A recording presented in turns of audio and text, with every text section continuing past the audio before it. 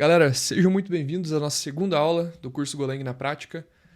Aqui a gente vai conversar sobre alguns outros temas. A nossa agenda vai ser a seguinte. Primeiro, quais são os pré-requisitos para a gente acompanhar essas aulas aqui?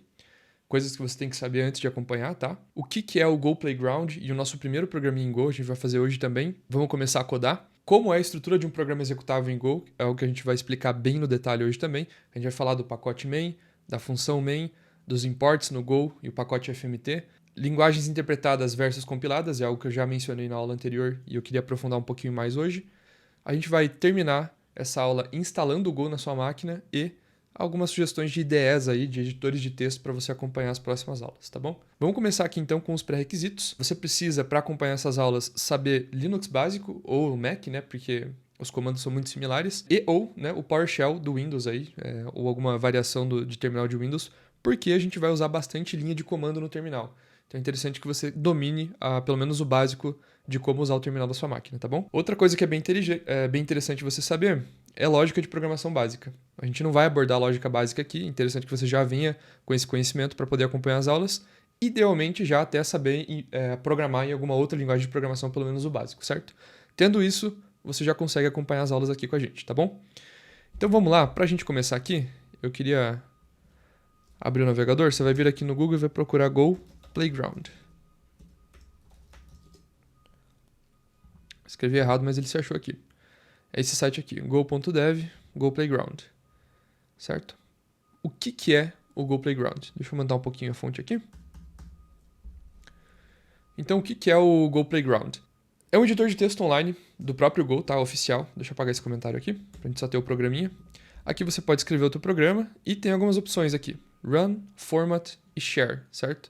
Aqui tem outros programinhas básicos, tá? Você pode clicar aqui, ó, ele vai mostrar um programinha básico em Go para você. A gente vai começar com esse Hello World aqui, que é o clássico, né, pra gente iniciar com programação. Iniciar uma nova linguagem, né? A gente geralmente faz um Hello World. E o que são esses três botõezinhos? Bom, o Run, ele vai executar esse código aqui. O Format vai formatar o código no padrão do Go, tá? Então o Go não tem essa zona que todo mundo programa diferente, como em algumas outras linguagens. Aqui todo mundo programa igual. E o responsável por isso é o Format, o Go Format. E esse botão aqui ele vai executar o Go Format em cima do nosso código e ele vai deixar esse código bonitinho, todo formatado, para todo mundo programar mais ou menos no mesmo padrão, tá? Mas assim, a gente tem style guides em Go também, feitos pela comunidade no Go e tal, que são regras e padrões de como a gente deve escrever o código, e a gente vai ver isso com mais detalhe nas próximas aulas. Mas assim, o padrão geralzão, assim, o format já funciona muito bem, tá? A gente encontra outros padrões aí feitos pela comunidade também. Show de bola. E a gente tem o share também, que é um outro botãozinho aqui, que você pode, depois que você escrever o seu código em Go aqui, você pode compartilhar ele com alguém por esse link aqui, ó, certo? E aí vai estar a pessoa que acessar esse link vai ter o exato mesmo código que você escreveu, beleza? Então essa é a nossa ferramenta, é isso que a gente vai usar por enquanto para falar um pouco, começar, né, a codar um pouquinho, falar um pouco da linguagem e tudo mais. Show! O que esse programa está fazendo então? Vamos conversar um pouco sobre Go agora. Ele está escrevendo na tela essa string aqui, hello e um caractere chinês que eu não faço ideia do que seja. Vamos substituir aqui por Hello World, certo? Então é isso que ele está fazendo. Ele vai executar um programa, era um programa executável que vai printar na tela Hello World. Se a gente clicar em Run aqui embaixo ele vai rodar o programa e vai executar Hello World. Beleza. Então vamos entender passo a passo quais são esses comandos aqui e o que eles significam, né? Qual que é a estrutura geral de um programa em Go? Primeiro, package main, certo? O que isso está fazendo? Ele declara que esse arquivo pertence ao pacote main.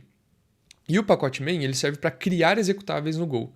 A função main aqui embaixo vai ser o ponto de entrada do pacote main. A gente vai falar mais sobre isso a seguir, tá? Então o pacote main o que ele vai fazer? Ele vai informar o compilador que esse código em específico tem um ponto de partida, certo? Um ponto de entrada para um executável. E esse ponto de entrada é a função main, show? Isso vai diferenciar um programa executável de pacotes reutilizáveis como o FMT aqui que a gente já vai falar em seguida, certo? Os pacotes reutilizáveis, eles não podem ser executados diretamente. Então essa é a diferença deles para o pacote main. Para eles serem executáveis, algum executável que tem um pacote main tem que chamar esse pacote que é reutilizável, certo? Você pode ter múltiplos arquivos pertencentes ao pacote main, mas a função main aqui, especificamente, o seu programa só pode ter uma, tá? Só pode ter uma função de entrada. Vamos falar um pouquinho sobre a função main, então. Bom, primeiro a função main é obrigatória, sem ela o programa não vai compilar. Quando um programa em Go começa a ser executado, a função main ela vai ser invocada imediatamente e de forma automática pelo runtime do Go, tá? Ela é ponto de partida do seu programa, como eu já comentei. Vocês vão perceber aqui que ela não aceita argumentos, né? Lá no C, por exemplo, a gente tem a opção de colocar argumentos na main, aqui ela não aceita argumentos e ela não retorna nenhum valor também, beleza? Se você quer passar argumentos para a função main do Go, você precisa ou usar variáveis globais ou parâmetros de linha de comando, tá? E a gente vai ter uma aula no futuro só sobre CLIs em Go no módulo avançado, né? Para quem não conhece, CLI significa Command Line Interface, então são os programas que a gente executa no terminal. O Go é uma linguagem muito boa para você construir programas CLI, e essa é uma maneira de você passar argumentos para dentro da função main também, através dos argumentos de linha de comando, beleza? Então, como eu comentei, o seu programa ele só pode ter uma função main por programa executável, né? Você pode ter mais de um programa executável no teu projeto, a gente vai falar disso depois. Por exemplo, você pode ter um servidor que expõe uma API REST e você pode ter um CLI também que usam as mesmas regras de negócio dentro do mesmo projeto, mas cada um é um executável diferente, certo? E a gente vai explorar como construir isso, né? Como ter mais de um executável, como construir CLIs no módulo avançado também. Ao construir uma API, é na main que a gente vai instanciar as dependências. Então a gente vai mandar executar o servidor aqui na main, a gente vai configurar os endpoints, etc.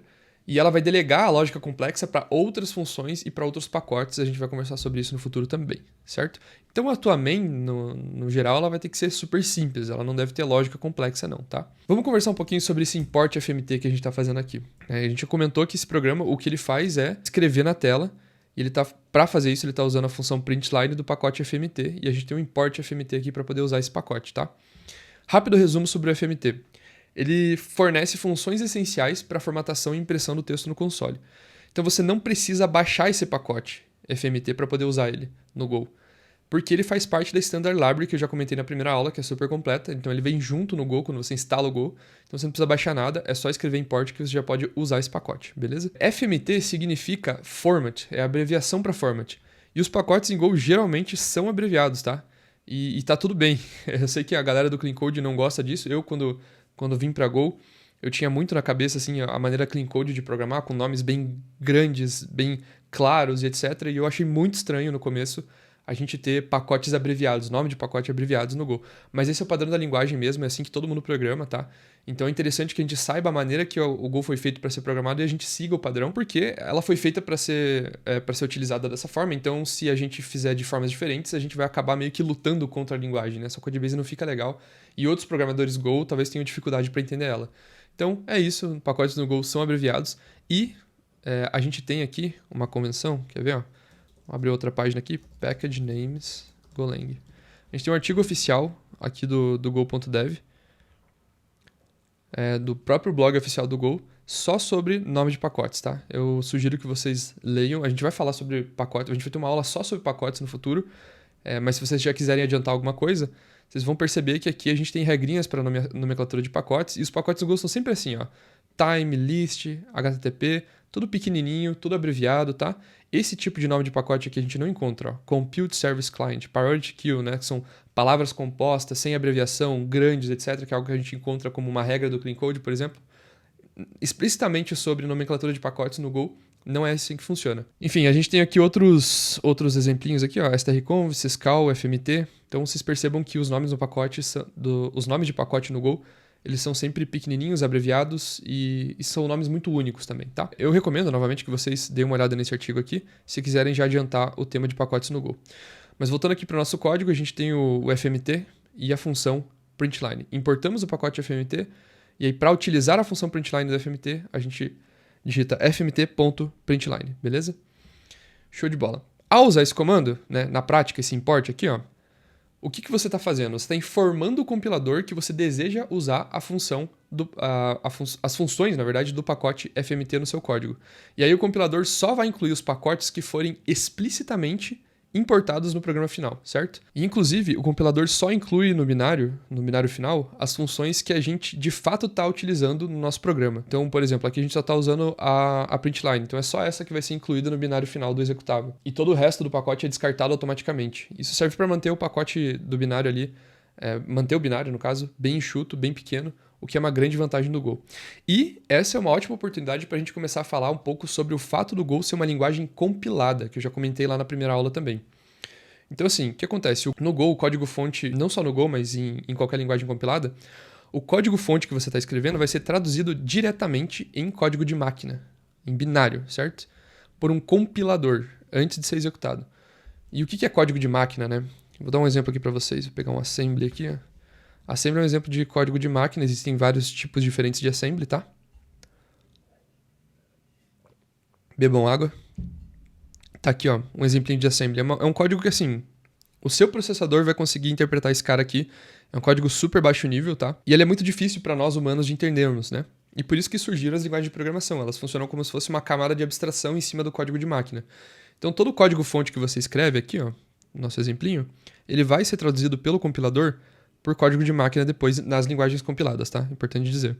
E aí, isso aqui o teu processador vai conseguir interpretar, beleza? Então, o resultado da compilação é um arquivo executável que pode ser rodado sem depender de um compilador ou de uma camada adicional, tá? Isso tem algumas vantagens. O código já está na linguagem de máquina, o que torna a execução bem rápida. Uma vez compilado, o programa não depende do compilador ou de um interpretador para executar. E muitos erros, por exemplo, erro de sintaxe, erro de tipagem, etc., vão ser detectados antes da execução, reduzindo as falhas no tempo da execução, que é o que acontece com outras linguagens que são interpretadas, por exemplo. E em contrapartida, né, as linguagens que são interpretadas, tipo JavaScript, Python, Ruby, PHP, o código-fonte vai ser executado linha por um interpretador, não por um compilador. E isso vai ser em tempo de execução. Então não há geração de arquivo executável e pronto como no Go, certo? E assim, isso vai tornar a execução mais lenta, porque o computador vai literalmente traduzir o seu programa, os comandos que você está escrevendo ali na linguagem, para código de máquina enquanto ele é executado, em tempo real, certo? Então por que ter um binário enxuto é uma vantagem, tá? É uma grande vantagem para sistemas embarcados, por exemplo, que possuem uma limitação de recursos de hardware. Às vezes tem pouca memória, tem pouco poder de processamento, etc. Você ter um binário pequeno é bem vantajoso nesses casos, tá? Então, o binário pequeno ele vai carregar mais rápido a memória, vai reduzir o tempo de inicialização, esse tipo de coisa, tá? Outra vantagem de ter um binário enxuto é que não é necessário instalar dependências, tá? Uma vez compilado, você pode literalmente passar o seu executável para outra máquina e mandar rodar. Não precisa nem ter o Go instalado, tá? Você pode pegar o teu executável, pôr num pendrive e executar no computador da sua tia que vai rodar, certo? Então é uma grande vantagem, essa portabilidade, assim. Você compilou um programa em Go, ele vira um pacotinho só, uma coisinha só, é só clicar e executar. É lógico que depende da arquitetura também, tá? Senão você pode compilar um binário para Linux, um binário para Windows, dependendo da arquitetura que você do processador que você tá rodando também. Vai ter essa diferenciação, mas uma vez que você está duas máquinas da mesma arquitetura, você pode jogar o binário de um para outra e vai rodar normalmente, tá? A gente vai conversar muito a fundo sobre, como eu já comentei, sobre pacotes numa aula bem específica. Então eu vou só pincelar aqui por cima, tá? Eu queria falar com vocês um pouquinho mais sobre esse pacote FMT aqui. O pacote FMT, assim, e eu queria aproveitar esse momento aqui para ter o nosso primeiro contato com a documentação oficial da linguagem. Se você procurar FMT Golang aqui, ó, você vai encontrar esse site aqui, tá? pkg.go.dev. E dentro desse pacote, dentro desse site aqui, você encontra a documentação oficial do pacote FMT, beleza? E aqui você vai ter vários detalhes sobre esse pacote. Por que eu estou mostrando isso para vocês? Porque todos os pacotes da Standard Library do Go têm documentação aqui oficial da linguagem, tá? Não só esses pacotes da Standard Library, óbvio que tem documentação para vários outros pacotes, mas o que a gente utiliza da Standard Library estão todos aqui. É muito interessante você já terem o primeiro contato com essa documentação, porque aqui vai detalhar todas as funções desse pacote, como utilizar, para que ele serve, etc. Então vocês podem ver aqui, por exemplo, ele começa explicando o padrão de formatação aqui das strings. Ó.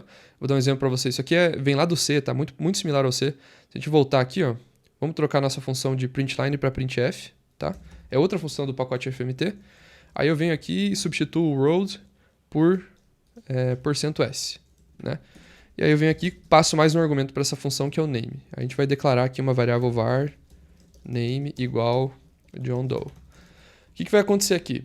O compilador do Go vai substituir esse %s aqui por o conteúdo da variável name, que é John Doe. Então se a gente rodar esse código aqui, hello John Doe, beleza? Então o que acontece? Aqui no FMT você tem todo o detalhamento. A gente usou o %s aqui, mas aqui você vai ter vários outros tipos de formatação de dados, tá? Tudo bem detalhadinho para você utilizar nessas funções. E aqui embaixo, a parte mais interessante dessa documentação é que, e isso vai ser um padrão para toda a documentação de pacote do Go, tá? Vocês vão encontrar todas as funções públicas desse pacote. Então aqui, ó, tá? A gente estava usando essas aqui, ó. Printf e println, estão vendo? E aí, se você clicar aqui no printf, por exemplo, você vai ser direcionado aqui para uma parte da documentação que vai explicar exclusivamente a função printf. Então aqui tem a assinatura dela, os parâmetros que ela recebe como parâmetro na assinatura e os que ela retorna. Aqui no Go a gente pode retornar mais de um valor por função, tá? Você não precisa retornar sempre um valor só como em outras linguagens. A gente vai conversar sobre isso lá na frente também. Aqui você tem uma rápida descrição da função e tem até um exemplo ó, de como ela pode ser utilizada, certo? Então, recomendo para vocês aí, depois dessa primeira aula, dar uma brincada aqui na documentação do pacote FMT. A gente vai usar bastante ele lá para frente. E todos os outros pacotes que a gente for utilizar da Standard Library também vai ter a documentação aqui explicando em detalhes como eles funcionam, beleza? Então a gente já conversou um pouquinho sobre como que é a estrutura desse programa aqui, o que é o import FMT, o que é o pacote FMT. A gente até declarou uma variável aqui, a gente vai conversar mais sobre variáveis e tipos primitivos na próxima aula, tá? Falamos sobre a função main, sobre o pacote main, ele é obrigatório em todo executável Go. Se você está construindo uma biblioteca, não necessariamente precisa, beleza? Então a gente vai agora instalar o Go na sua máquina, beleza? Você vai chegar aqui, vai digitar Golang no Google. Opa, Golang. E você vai, o primeiro site que vai aparecer para vocês é o go.dev, que é o site oficial do Go. E aqui no go.dev, a gente vai ter o botãozinho de download. Na página de download, você vai encontrar as opções de download do Go aqui, tá? Aí você vai escolher a opção de acordo com a sua arquitetura e com o seu sistema operacional, tá? Então aqui tem o Windows, aqui tem Linux e aqui tem as... Para Apple, né, para macOS, você vai ter as duas arquiteturas, o x86 para quem tem o Mac Intel e o ARM64 para quem tem o Mac com os novos processadores M1 e etc. Beleza? Clicando aqui, você vai baixar e vai seguir as instruções do instalador e você vai ter o Go instalado na sua máquina pronto para a gente começar, beleza? Isso a gente vai precisar para a próxima aula, então recomendo que vocês já façam isso depois dessa aula aqui, tá bom? Por fim, para acompanhar as próximas aulas, a gente vai precisar de uma IDE, de um editor de texto, tá? O editor de texto mais famoso do mundo é o VS Code, Visual Studio Code, beleza? Se você não tem um editor de texto ainda, o Visual Studio Code é uma ótima opção para você, porque ele é gratuito e ele é muito, muito popular, beleza? Esse carinha aqui, ó. Você pode baixar e já começar a brincar ali na interface para entender como ele funciona. Tá? O que eu vou usar aqui é o Golang nas aulas, mas não se preocupem porque isso não importa, você pode acompanhar as aulas em qualquer editor de texto que você preferir, qualquer ideia. Eu gosto muito do Golang, já uso há alguns anos, então eu vou utilizar o Golang nas aulas. Só que o problema do Golang é que ele é pago, certo? Então se você não está disposto a investir essa grana agora no Golang, eu recomendo que você utilize o VS Code, ou então você pode utilizar também o JetBrains Fleet, que é da mesma empresa que faz o Golang, a JetBrains, só que ele é gratuito, uma versão gratuita. Ele é muito, muito similar ao VS Code, tá? E é o meu editor de backup. Quando eu não tenho o Golang disponível, eu uso o Fleet, beleza? Muito similar ao VS Code, mas ele tem várias funcionalidades do Golang também. Então essas são minhas sugestões de IDE. Você pode baixar e instalar aí na sua máquina. Para as próximas aulas a gente vai precisar dessas duas coisas, o Go instalado e uma IDE instalada também, beleza? Galera, alguns recadinhos finais aqui, tá? Eu queria fazer uma pergunta para vocês, para você que acompanhou essa aula até aqui. Eu quero saber se você gostou dessa abordagem um pouco mais profunda, né? A gente entrou em alguns detalhes, a gente falou de linguagens compiladas versus linguagens interpretadas, a gente falou do binário do Go, por que isso é uma vantagem, etc. Né?